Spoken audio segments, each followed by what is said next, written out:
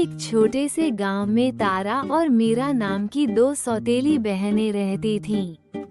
तारा बड़ी थी और मीरा छोटी। तारा स्वभाव से बहुत मेहनती और दयालु थी, जबकि मीरा आलसी और लालची थी। तारा का हमेशा सपना था कि वो अपनी मेहनत से अपना घर बनवाए और खुशहाल जीवन जिए। उनकी सौतेली माँ तारा से बहुत काम करवाती थी और मीरा को आराम करने देती थी। तारा सुबह से शाम तक खेतों में काम करती, खाना बनाती और घर की सफाई करती। वहीं मीरा दिन भर आराम करती और दूसरों को आदेश देती।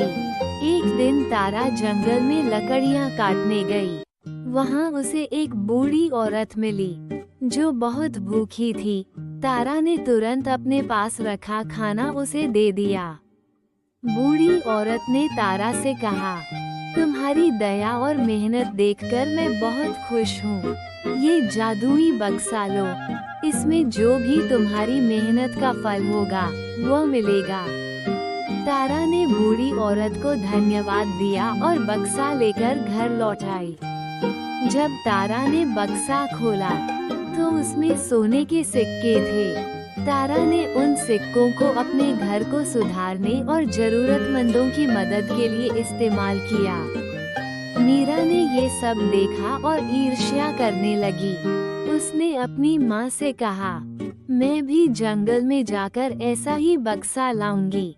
अगले दिन मीरा जंगल गई और उसी बूढ़ी औरत को ढूंढा, लेकिन जब बूढ़ी औरत ने मीरा से मदद मांगी तो मीरा ने उसे अनदेखा कर दिया और गुस्से में कहा, मुझे समय बर्बाद मत करो, मुझे जादुई बक्सा दो। बूढ़ी औरत ने मीरा को भी एक बक्सा दिया, लेकिन जब मीरा ने उसे खोला तो उसमें कंकड़ और कीड़े निकले। मीरा डरकर चीख पड़ी और समझ गई कि लालच और आलस्य का परिणाम हमेशा बुरा होता है। इसके बाद तारा ने मीरा को समझाया, ईमानदारी और मेहनत से ही सच्ची खुशी मिलती है। मीरा ने अपनी गलती मानी और मेहनत करने का वादा किया।